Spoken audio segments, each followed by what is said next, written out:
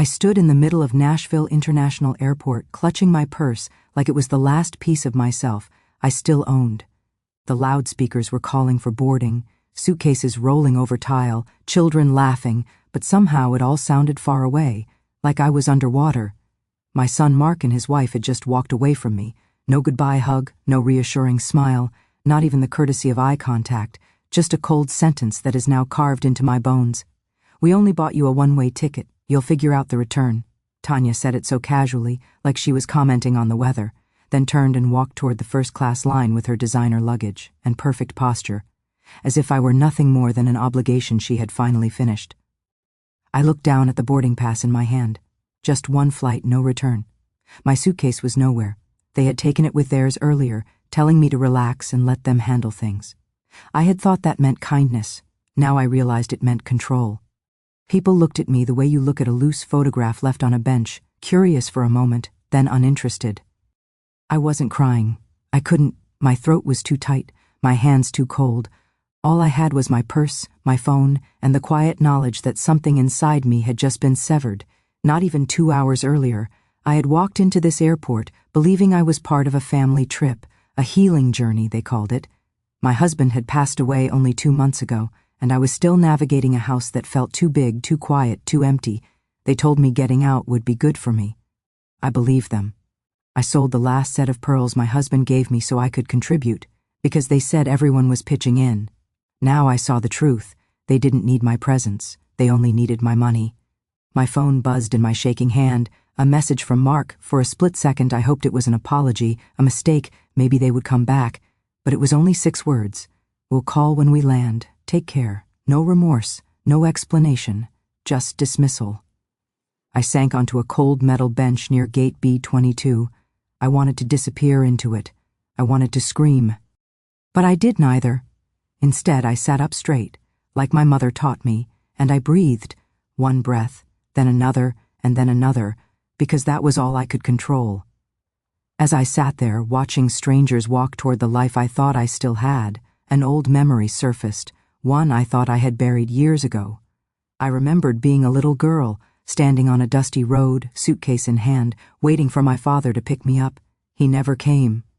I waited until the sun went down and the shadows grew long, and now, decades later, I felt that same smallness, that same cold realization. Sometimes the people you love most are the ones who leave you behind. But this time, I wasn't that little girl. My hands trembled, yes, but inside something steadier began to form. Not anger, not yet, but something close to resolve, because little did they know I had somewhere to go too, just not where they thought.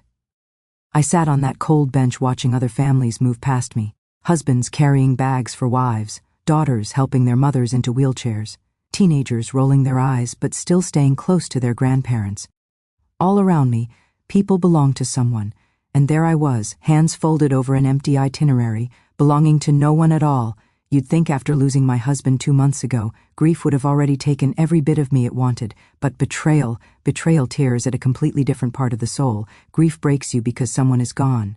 Betrayal breaks you because someone stayed, and still chose to hurt you. For the first time since my husband died, I wished he were here, not just for comfort, but so he could see what our only son had become. I imagined him standing beside me, his weathered hands curling into fists, his voice low with anger. He wouldn't have let this happen to me, but he wasn't here. I was alone, and the people I had loved and raised had walked away without looking back. I reached into my purse, pretending to look for tissues, but really just to feel something familiar. My fingers brushed against an envelope tucked deep inside, a small, almost forgotten lifeline. It held the business card of my husband's old friend, a lawyer named Junior, a man who once said, "If you ever need anything, you call me, no questions asked." It wasn't much, but it was enough to remind me that I wasn't entirely powerless. I couldn't stop the shaking in my hands, but I could decide what I did next. People passed by in waves, heels clicking, luggage rattling, laughter echoing. A woman around my age glanced at me with kind eyes, but she didn't stop. Kindness without action is just a fleeting breeze, soft but useless. I thought about calling my sister, but she was gone now. I thought about calling a friend, but I refused to let anyone see me like this, left like forgotten baggage. No. If I was going to rise from this, I would do it quietly, steadily, with dignity. I stood up slowly, knees aching, legs stiff from sitting too long in shock. For a brief moment I felt dizzy, like the world had shifted under my feet. Maybe it had. I walked past the ticket counters, past security, past families taking smiling photos under the big departure sign. And with each step, I felt something inside me harden. Not bitterness, not yet, but clarity. The kind that whispers, they don't get to decide how your story ends. My phone buzzed again, a text from Tanya this time. Don't overthink it. Enjoy some time alone. It'll be good for you. I stared at the screen, my jaw tightening. Time alone? I had spent nights alone, grieving beside the empty side of the bed where my husband used to sleep. I had eaten dinner alone, waited for phone calls that never came, and cried quietly so no one would feel uncomfortable. I knew loneliness too well for it to be disguised as a favor, so instead of replying, I opened my contacts and tapped the name I thought I'd never have to call. JR, lawyer. The phone rang once, twice, and when I heard his steady voice on the other end say, Blake, is everything all right? I knew nothing would ever be the same again, because that was the moment I stopped being the woman they left behind and started becoming the woman they'd regret forgetting. The moment I heard his voice, steady, warm, almost exactly as I remembered, I felt something inside me loosen. Blake, is everything all right? He asked again when I didn't speak right away. I swallowed hard. The airport noise swirled around me like wind, but his voice cut through it like a lighthouse through fog. I didn't cry. I didn't tremble. I simply said, no, it isn't. I need to update my will. There was a long pause, not of judgment, just understanding. Where are you? He asked. At the airport, I whispered, and I'm not going with them. Within an hour, I was outside the airport with nothing but my purse and that envelope of emergency cash my husband and I had tucked away years ago, the money we called our break glass in case of fire fund. Well, someone had lit the match. I didn't chase after my son, didn't call to explain, didn't beg them to turn back. Instead, I called a cab and gave an address I hadn't spoken in years, 287 Jefferson Street, Monroe and Wade Law Office. As the taxi moved through the familiar streets of Tennessee, I watched the world blur by. Strip malls, quiet homes, small diners where I once shared breakfasts with my husband. It all looked the same, but I didn't feel the same. Something in me had shifted. I wasn't fragile anymore, not broken but reforged. My wedding ring felt strangely heavy on my finger. I turned it slowly with my thumb, remembering the man who gave it to me, the life we built, the child we raised. Would he have understood what I was about to do? Would he have agreed? I think he would have. Kindness was his nature, but so was loyalty. And betrayal, real, deliberate betrayal, was something he never tolerated. When the taxi pulled up, I paid the driver from the envelope of cash. My hands were still shaking, but not from fear anymore, from purpose. The law office looked smaller than I remembered, or maybe I had grown. Inside, the receptionist's eyes widened slightly when she recognized me. Within minutes, I was sitting across from Junior. He looked older, silver now streaking his hair, but his eyes were unchanged, honest. He didn't rush me, didn't pry, just waited. So I told him, not everything, not every detail, but enough. Enough for him to understand the kind of wound that doesn't bleed, but scars. When I finished, he leaned back in his chair and said softly, All right, then, tell me what you want to do. I took a breath. I want my son and his wife removed from everything. The house, the land, the savings, all of it. He blinked slowly. Are you sure? He asked. I nodded completely, and in that moment I knew I wasn't acting out of anger. I was acting out of clarity. You can forgive people without giving them the keys to your future. JR clicked his pen and opened a fresh document. Then let's begin. And as the ink touched the paper, I realized this wasn't revenge. This was me, finally choosing myself. But little did I know, this decision, this quiet signature, would send shockwaves through my family in ways I could never have imagined. JR slid the papers in front of me, clean, crisp, waiting for my signature. I stared at the blank spaces where my son's name once sat so confidently, where I had once believed he would carry forward everything his father and I built. Farms, savings, the house with the creaking floors, and the wind chimes he helped hang when he was little. All of it was supposed to be his one day. But now those blank lines looked more honest without his name on them. My hand trembled only once as I signed the first page, not from hesitation, but from the weight of it. The weight of motherhood, sacrifice, and the quiet realization that sometimes blood is just biology, not loyalty. JR watched me closely, not with judgment, but with a kind of quiet respect. "You know," he said softly, "most people talk about doing this. Very few actually do. I didn't look up. That's because most people hope their families will change," I replied, but I stopped hoping today. For the next hour, we went line by line, removing names, adding instructions. I requested my estate be redirected, not to a relative, not to someone who shared my last name, but to an organization that helps seniors abandoned by their families, the kind of place that makes sure no one sits alone in a cold airport with a broken heart and an empty suitcase. The name of the organization didn't matter. What mattered was this: I would leave behind something better than disappointment. JR hesitated when we reached the section about power of attorney. "Do you still want your son listed as your decision-maker if something happens to you?" he asked. I didn't even need to think. "No," I said quietly. "I'd rather trust a stranger who sees me as a human being than someone who sees me as a burden." We chose a neutral executor, someone JR trusted, someone with no ties to my family, no manipulation, no guilt, just clean boundaries. As he notarized the final page, he glanced up. "Do you want them to know right away?" I folded my hands in my lap. "No," I said. "Not yet. Let them think I'm still waiting by the window for their call." He nodded slowly, as if he understood more than I had said out loud. When I walked out of the office, the air felt different, lighter. I didn't feel victorious. I didn't feel cruel. I felt free, like I had been holding my breath for years and finally exhaled. The sun was beginning to sink behind the rooftops, painting the sky with soft gold. I stood on the steps of the law office and whispered, "Jake, I hope you'd be proud of me." But just as I thought the hardest part was over, a question crept into my mind, uninvited, persistent. If I've finally let go of them, where do I go now? Home no longer felt like home. My husband was gone. My son didn't want me. And yet, for the first time, I had choices.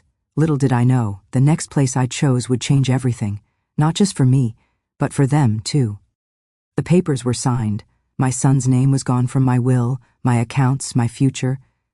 I should have felt empty, but I didn't. I felt clear, the kind of clarity that comes not from anger, but from surviving disappointment so deep it forces you awake.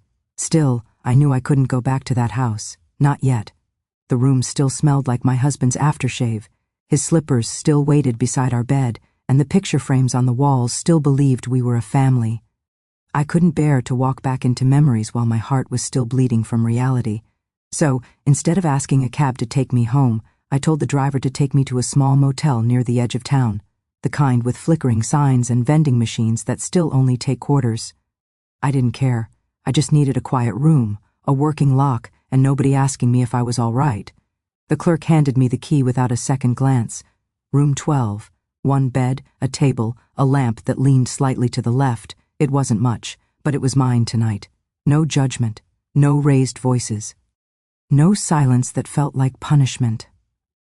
I placed my purse on the table and sat on the edge of the bed. For a long moment I just listened, to the hum of the old refrigerator, the distant sounds of car tires over wet pavement, my own breathing. It was the first silence in weeks that didn't hurt.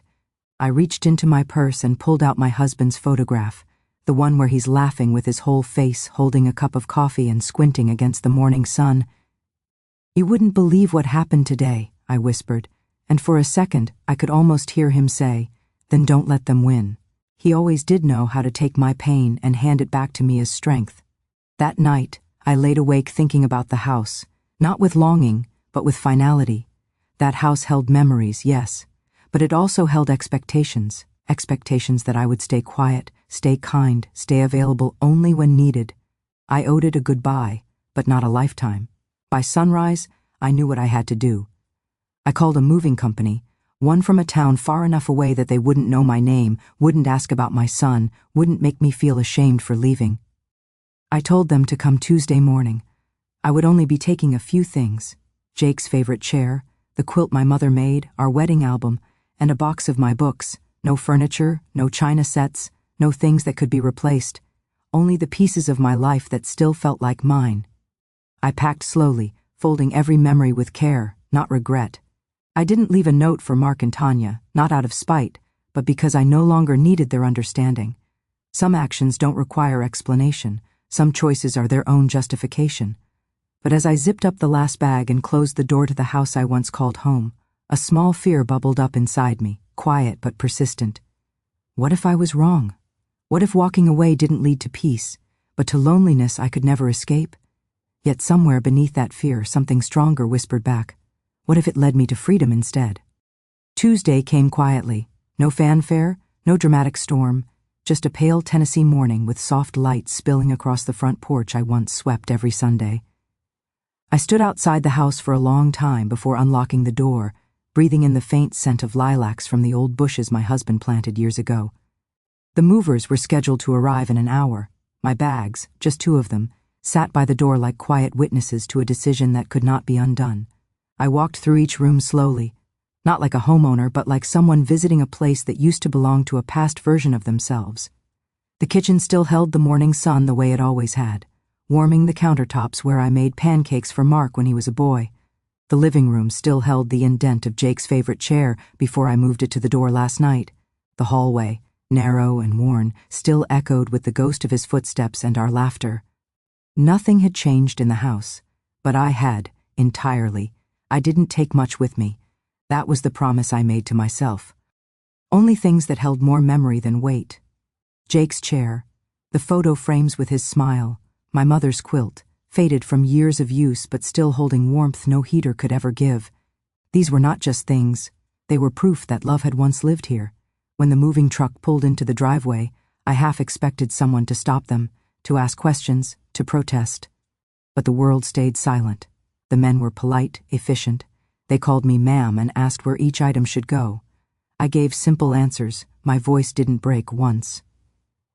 Before leaving, I walked into the kitchen one last time. I placed the house key on the counter. No note, no explanation, just cold metal against cool marble. People think closure comes with conversations, apologies, forgiveness, but sometimes closure is nothing more than a quiet key left where a life once existed. Stepping outside, I didn't look back. Not because I didn't care, but because I cared for too long. The drive to my new place took less than 2 hours, yet it felt like crossing from one lifetime into another. The sign out front read, Willow Gardens, independent living for seniors. Not a nursing home, not a place to be forgotten, a community, a place where people like me chose to start again, without shame. The woman at the front desk greeted me with a warm smile. Welcome, Mrs. Monroe. We've been expecting you. Her voice didn't hold pity, it held respect. I hadn't felt that from anyone in a long time. My new room was small and simple, a bed near the window, a little table, space for my books and sunlight, spilling across the floor like a gentle invitation. It didn't feel like home yet, but it didn't feel like a cage either. That night, I sat in Jake's chair by the window, the quilt draped over my knees, and whispered to the quiet room, I made it.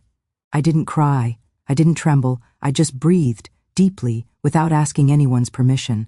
But peace is a fragile thing, because while I was settling into this quiet new life, something else was silently preparing to shatter the calm I had just begun to build. And it would all begin with a letter they never expected to receive. And a silence they never expected to last. Days passed at Willow Gardens like soft pages turning in a book, quiet, unhurried. I woke up to birds instead of raised voices, ate breakfast at a table where people asked how I slept, and meant it. No one tiptoed around me like I was fragile glass. No one sighed when I spoke. They looked at me. They listened.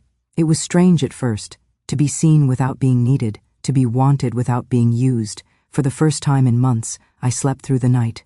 I didn't tell anyone what happened at the airport. Not Helen from the book club, not Ruth from watercolor class, not even the kind cafeteria woman who always remembered I preferred peppermint tea. Some pains are too sharp to place in someone else's hands. I carried it quietly, like a folded letter in my pocket, not hidden, just personal. But while I was adjusting to peace, I had almost forgotten about the paperwork still moving through legal channels like a slow, unstoppable river. Wills being finalized, bank access revoked, property transferred, choices made permanent not by anger but by signatures and witnesses. JR promised he would handle everything discreetly. He kept his word. 6 months went by. 6 months of no calls I answered, no texts I returned. My phone did ring in the beginning, but silence became my reply. Eventually, they stopped trying, or so I thought. Then, one cold October morning, it happened. I was in the courtyard, brushing crumbs from my lap after feeding the birds, when my phone buzzed, a message from Junior. Just one line. The letters were delivered today. My heart didn't race, it slowed. Those letters, copies of the updated will, legal notices, bank authorizations, sent to my son and his wife. Proof I hadn't been bluffing. Proof I hadn't forgotten what they did. Proof that I had remembered myself. At first there was nothing. No call, no email, no knock on Willow Garden's door. And then, around noon, the screen of my phone lit up. Mark 17 missed calls. No voicemail, no apology, just ringing, persistent, frantic, as though dialing my number could turn back time. I didn't answer. By evening there was an email. The subject line read, "Mom, please." I could have ignored it. I could have deleted it. But I opened it, not to respond, but to understand. His message was scattered, half guilt, half anger. He wrote that he didn't think I'd really go through with it, that Tanya didn't mean it that way. That yes, the airport was harsh, but family forgives family. And then, buried in the middle like a splinter he hoped I wouldn't notice, "At least let us keep the garden land. The kids love it. It's important to us. The garden they never asked if I wanted help watering. The garden they never once credited me for planting." I closed the email. I didn't cry. I didn't respond, because that was the moment I realized. They weren't sorry for what they did. They were sorry for what it cost them. And deep inside, I knew this was only the beginning, because the next thing they'd ask for wouldn't be land. It would be forgiveness, and I had to decide, did they deserve it? Or did I finally deserve to say no? I sat there for a long while after reading that email, the phone resting quietly in my hand, not ringing now, just waiting. I could almost hear Jake's voice in my memory, calm and steady.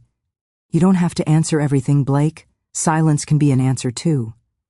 I used to think silence was weakness. Now I understood. It could also be protection. That night I made myself a cup of tea in the small kitchen at Willow Gardens, peppermint. The steam fogged my glasses as I stood at the window overlooking the courtyard. The leaves were turning red and gold, falling softly in the breeze. Change has a way of arriving without asking permission. So does truth. I thought about the word forgiveness. People often treat it like a duty, something you owe just because blood connects you. But what about respect? What about loyalty? What about basic kindness? Should forgiveness be handed out to those who wouldn't lift a finger to earn it? Or is forgiveness something sacred, given freely, yes, but only when it won't break you further? I turned my phone over, screen facing down. I didn't respond to Mark that night, or the next. Instead, I wrote in my journal, the same one I started the day after Jake's funeral. My handwriting trembled, not from age, but from emotion I could no longer swallow. They left me at an airport like I was luggage. I left them in my will like they were strangers. The next morning, I woke to sunlight spilling through my curtains. For a moment, I forgot everything. The airport, the betrayal, the email. I only felt warmth. But reality returned softly, like footsteps down a hallway. I got dressed, brushed my hair, and went to breakfast. People at Willow Gardens didn't know about my past, but they knew about pain. Pain has a language of its own, and here, no one pretended it didn't exist. Helen sat with me at our usual table, spreading marmalade on toast. "You look like someone who just closed a door," she said gently. I looked at her, surprised. "Is it that obvious?" She smiled, only to those of us who've closed a few. I didn't tell her everything, just that sometimes family expects forgiveness without earning it. She nodded slowly and said something I will never forget. Forgiveness is a gift. You don't owe it to anyone who treats you like a debt. Later that afternoon, I walked to the small chapel on the property, empty pews, stained glass windows glowing with autumn light. I didn't pray for my son to come back. I didn't pray for revenge, either. I prayed for peace, mine, not theirs. My phone buzzed again that evening, this time a shorter message. "Mom, we're coming to see you." No apology, no acknowledgement of what they had done, just an expectation that I would open the door, like nothing ever happened. I stared at the screen, my reflection faint in the glass. They were coming, to explain, to beg, to demand. I didn't know, but I knew this. I wasn't the same woman they left at the airport, And this time, I would be the one deciding who walks through the door and who doesn't. The message replayed in my mind like a ticking clock. Mom, we're coming to see you. No question, no request, just a statement, as if I were still the woman who waited by the window for their car to pull in, as if doors opened simply because they decided to walk through them. But I wasn't that woman anymore. Still, knowing they were coming unsettled something in me. Not fear, not guilt, something quieter, like the soft ache in a healed bone when the weather changes, a reminder. That evening, I walked down the hallway of Willow Gardens, past the framed photos of residents smiling at picnics and holiday dinners. I stopped in front of the bulletin board pinned with crocheted flowers and watercolor paintings, mine among them. My life no longer lived in that old house. It was here now, in small brushstrokes, shared laughter, and quiet mornings. But they were coming. I didn't tell anyone. Not Helen, not Ruth, not even the kind receptionist who always asked if I needed help with anything. Some storms you face alone, not because you're weak, but because you're finally strong enough to stand upright in the rain. The morning they were supposed to arrive, the sky was overcast, pale and heavy. I made myself tea, sat in Jake's old chair by the window. I smoothed my skirt, took a deep breath, and waited, not like a victim, but like a witness. At 10:17 a.m. there was a soft knock at my door. Not loud, not angry, just expectant. I didn't move right away. I looked around my little apartment, the quilt, the books, the chair molded to my shape after months of quiet sitting, my new home, my new life. No shadows of raised voices, no slammed doors, no walking on eggshells, just peace. Another knock, firmer. This time, my heart didn't pound, it didn't race. It simply beat, steady and sure. I stood, walked to the door, and rested my hand on the knob. For a moment, I thought of opening it out of habit, out of motherhood, out of muscle memory. Then I thought of the airport, of the suitcase I never received, of the boarding pass with no return, of my son adjusting his sunglasses instead of looking me in the eye. My hand dropped from the doorknob. I turned, walked back to my chair, and sat. The knocking stopped. Silence. Then, voices, muffled, frustrated. Tanya's sharp tone, Mark's strained whisper. I couldn't make out the words, but I knew the tone. The "we're the victims now" tone, the "how dare she lock us out" tone. I picked up my journal and wrote only one line. You taught me how to be silent, now you must live with the quiet. Another knock, louder this time, then, Mom, we just want to talk. Maybe they did. But some conversations don't heal. Some only reopen wounds. I closed my journal and folded my hands. I had opened doors for them my whole life. Today, I would not, and deep down I knew. If I opened that door now, I might lose myself again. I sat there for a long while after reading that email, the phone resting quietly in my hand, not ringing now, just waiting. I could almost hear Jake's voice in my memory, calm and steady. You don't have to answer everything, Blake. Silence can be an answer too. I used to think silence was weakness. Now I understood. It could also be protection.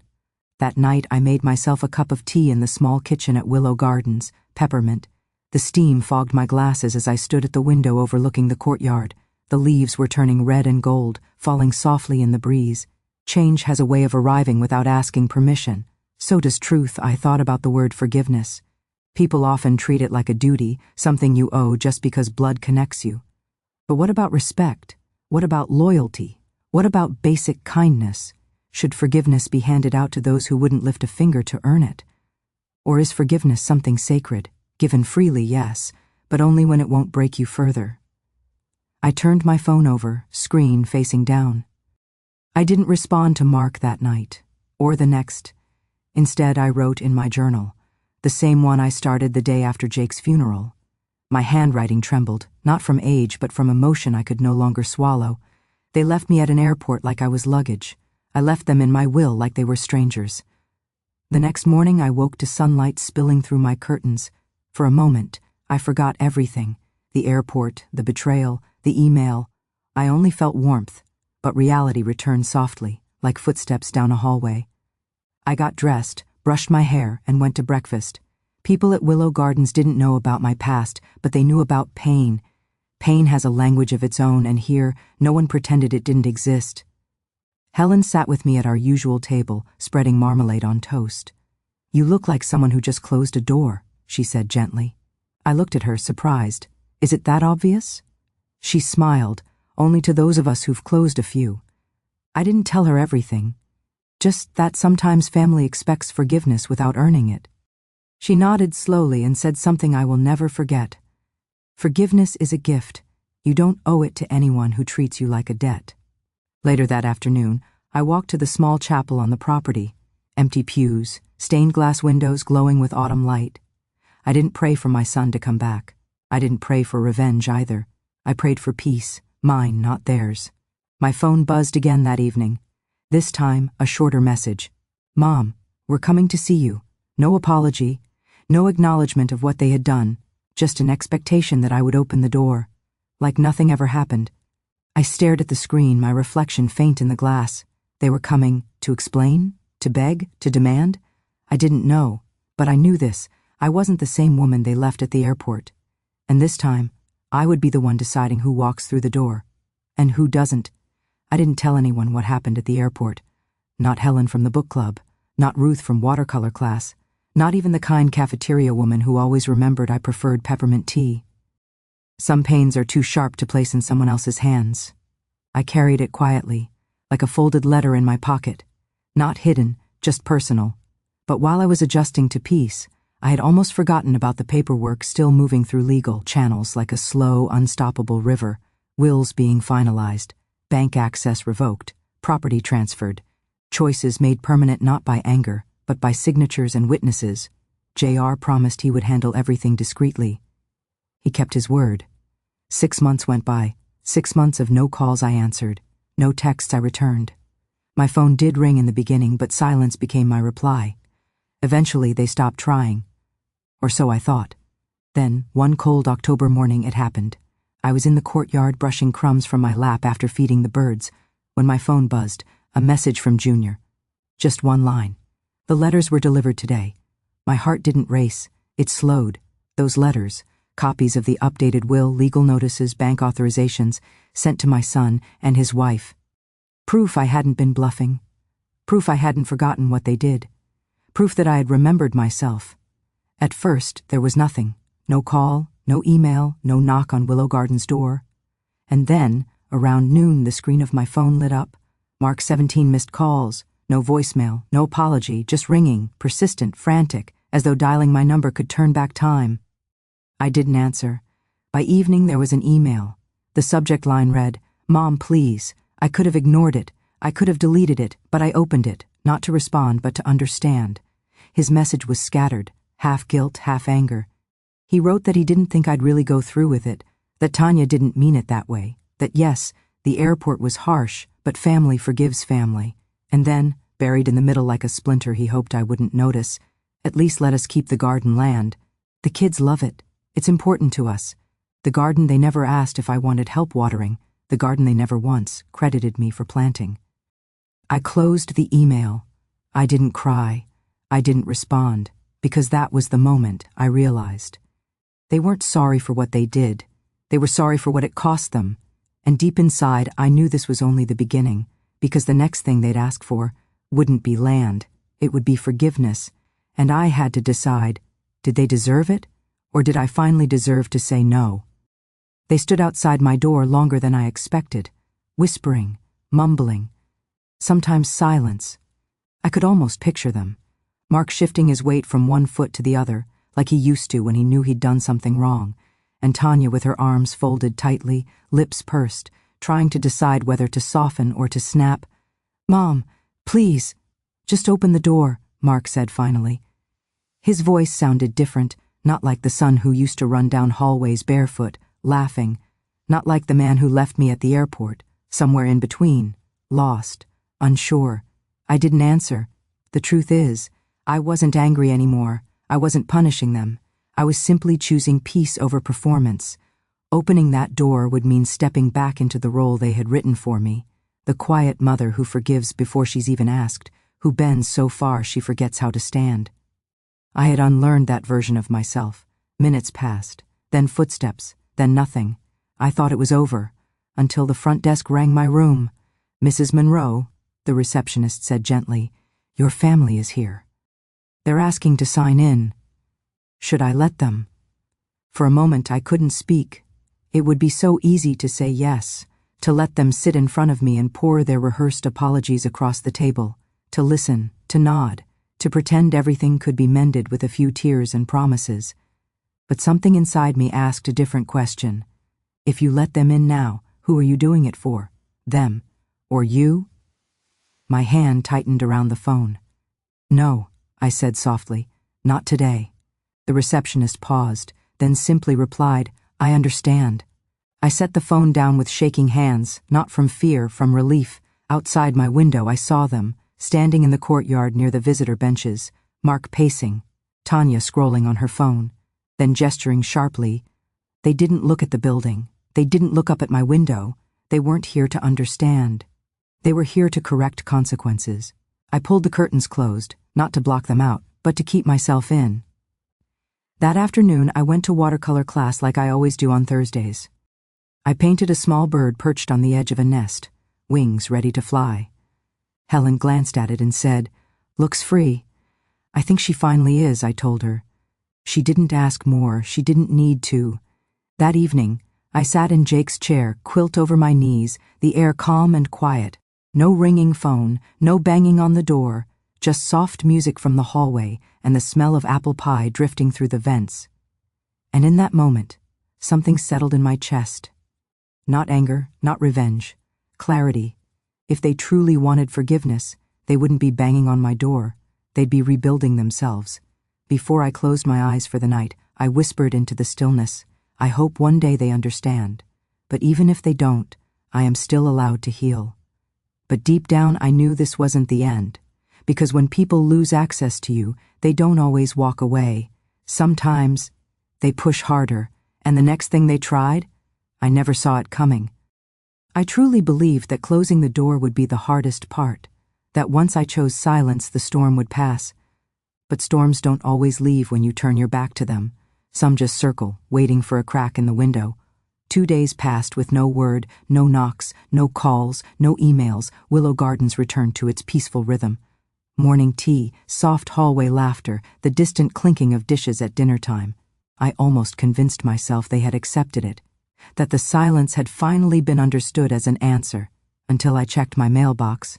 It was a white envelope with my name on it, written in Mark's handwriting, the same slanted letters I taught him when he was 6 years old, sitting at our kitchen table practicing his cursive. For a moment, I just stared at it.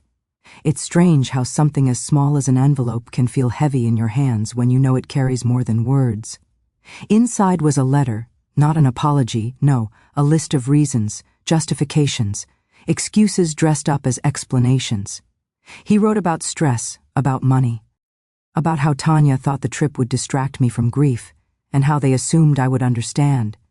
He claimed they hadn't meant to abandon me, just needed space. As if leaving your mother alone in an airport with no way home was simply space. But then came the line that stung more than anything. You're still our mom. You're supposed to forgive us. There it was, that quiet expectation, carved into every word, their belief that love means endless tolerance, that motherhood means surrendering your dignity in exchange for a seat at their table. I folded the letter gently, not out of respect, but because I refused to let it wrinkle the resolve I had built. But that wasn't all. Later that afternoon, JR called. "Blake," he said, voice careful, "I think you should know. They've contacted me." My chest tightened. What did they want? To challenge the will, he said. "They're asking if you were influenced, if you're in your right mind, if someone pressured you." I closed my eyes. There it was, not remorse, reclamation. They couldn't get through my door, so now they were trying to get through the law. "Let them try," I whispered. My voice didn't shake. JR was silent for a moment. Then he said quietly, "I'll handle it. But I'm proud of you, Blake. Proud." No one had said that to me in a long, long time. That night, I sat in my chair, the quilt warm over my lap, the world quiet. I held the letter from my son in my hands one last time. Then I tore it into pieces, not in anger but in release. I dropped it into the small wastebasket beside my chair and whispered, more to myself than anyone, I may be their mother, but I am also a woman, and I choose me. But deep inside I knew this wasn't over. Because when people can no longer control you, they try to control how others see you, and their next step was to turn me into the villain of my own story. If there's one thing I've learned in this life, it's that people don't like losing control, especially over the ones they thought would never leave. And when they can't control you anymore, they start controlling the story about you instead. It started quietly. A message from a distant cousin popped up on my phone. "Are you okay? Mark said you're not thinking clearly since Jake passed." I stared at the screen for a long moment, not thinking clearly. It was almost laughable how easily concern can be used as a weapon when spoken in the right tone. Then another message. Then a phone call from an old neighbor, and then from the pastor of the church I'd attended for 40 years. "My dear," he said gently, "Mark told us you've been making rash decisions. Perhaps we should sit down and talk." Rash decisions, that's what they called it. Not betrayal, not abandonment, not leaving a grieving mother alone in an airport with no money, no suitcase, no way home. No, they called it my confusion. They weren't apologizing. They were preparing their defense. At Willow Gardens, news travels softly but steadily. People don't gossip here the way the world outside does, but they notice. The staff grew more attentive. The director gently asked if everything was all right.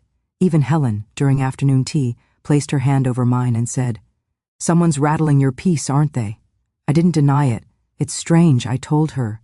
"They left me, and now they act like I'm the one who's lost." She took a sip of her tea and nodded.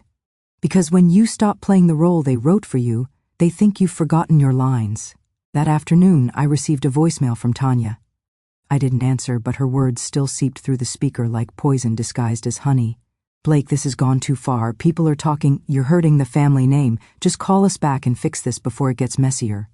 Messier, as if I had made the mess. I sat by the window, watching autumn leaves drift across the courtyard, and I thought about something my husband used to say. Truth doesn't always make you loved, but it makes you free. I lifted my chin. I wasn't crazy. I wasn't confused. I was finally awake, but I also knew this. When people start defending their actions publicly, it's because they're afraid of how the truth sounds privately, and that meant something. They were afraid, not of losing me, but of losing what I used to give them.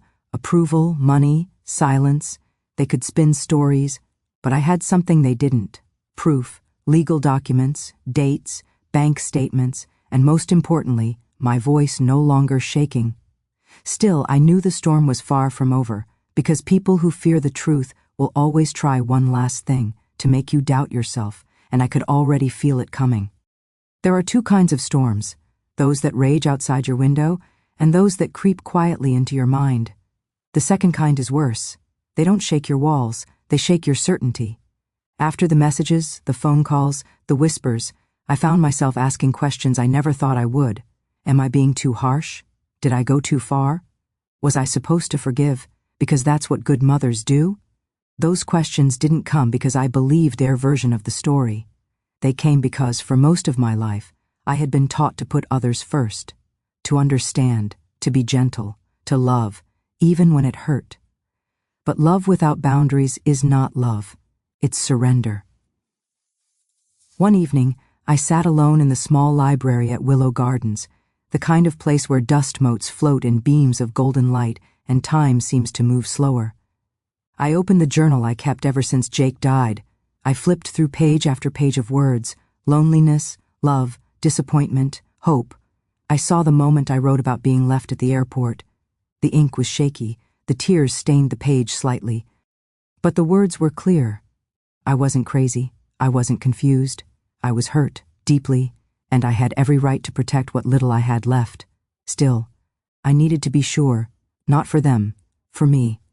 The next morning I asked to speak with the counselor who visited Willow Gardens once a week, a retired psychologist with kind eyes and gray hair pulled into a bun. Her name was Margaret. We sat across from each other in a quiet room smelling faintly of lavender and old carpet. "I need to ask you something," I said. "Answer me honestly." She nodded. "If your child abandons you, uses your grief, your money, your trust, and then demands forgiveness when consequences arrive, does it make you a bad mother to say no?" She didn't hesitate. "It makes you a human being who finally understands her worth." My throat tightened. I hadn't expected that answer to hurt the way it did, soft but sharp, like stitching over an old wound. After the session, I walked to the courtyard. The sky was bright, the air cool. I felt lighter, but reality was still waiting, like a shadow you cannot fully outrun. When I returned to my room, I found a stack of messages slipped under my door, from the front desk, from extended family, even from the local church women's group, all asking the same thing. What happened? Why won't you speak to Mark? Is it true you're giving everything away to strangers? Are you sure you know what you're doing? It stung, not because I doubted myself, but because they doubted me so easily. I folded each paper neatly and tucked them into a drawer. Then I stood at my window, watching the sun make its slow descent behind the trees. No more questions, no more defending myself for choosing peace. Still. A thought lingered like a shadow at dusk. They weren't going to give up, not when money, pride, and reputation were at stake. And I was right, because the next morning, they didn't send a letter. They sent someone to my door. The next morning began quietly. Too quietly. The kind of quiet that feels like the world holding its breath. I was sitting by my window, sipping tea, watching a pair of sparrows hop along the courtyard path, when I heard a knock on my door. Not urgent, not hesitant, just polite, controlled. The kind of knock that told me whoever stood outside believed they had every right to be there. I set my teacup down gently and walked to the door, but didn't open it. "Who is it?" I asked, my voice calm. "It's Pastor Williams, dear. May I speak with you?" I closed my eyes. Of course, they didn't send a lawyer, not yet. They sent a man of God, a man I had known for decades. The same one who stood beside me at my husband's graveside, the one who placed a hand on my shoulder and quoted scripture about comfort, loss, and everlasting life. For a moment, my resolve wavered. I opened the door, but only halfway. He stood there, hands folded, eyes soft with concern I wasn't sure was entirely his, or borrowed from someone else's request. "May I come in?" he asked gently. I hesitated, then stepped aside. He took a seat on the small chair by the window while I remained standing. The air felt thick with unspoken words. "Blake," he began, "your son came to see me. He's worried. He says you've cut off all contact, made legal changes, and won't speak to him at all." I said nothing. He went on. He told me about the will, about the house. "He says you're acting from grief, not clarity." I felt something inside me stir, not anger, something colder, something steadier. "Did he tell you," I asked softly, "about the airport?" The pastor blinked. "The airport?" "Yes," I said. "Did he tell you how they left me there? No money, no suitcase, no way home?" Silence. He didn't answer, because he already knew the truth, or worse, he hadn't asked for it. He shifted slightly, clearing his throat. "Sometimes families misunderstand each other, but forgiveness—" I raised my hand gently. "Forgiveness is not a one-way road to be taken by the one who was wronged just to make everyone else comfortable." His mouth closed. I continued. "They are not here because they are sorry. They are here because they lost something they thought was guaranteed." He sighed, old eyes soft with sympathy. Real this time, not rehearsed. "You know they're not going to stop, don't you?" he said quietly. I looked out the window at the courtyard, calm, peaceful, mine. "Yes," I said. "I know." He stood up slowly. "Would you like me to tell them anything?" I thought about that for a long moment, then I shook my head. "No. If they want answers, they can start by asking themselves the right questions." He gave a small nod, placed his hat against his chest, and left. The door clicked shut, and I stood there, heart steady, hands still, because I realized something important. I was no longer defending my choice. I was living it.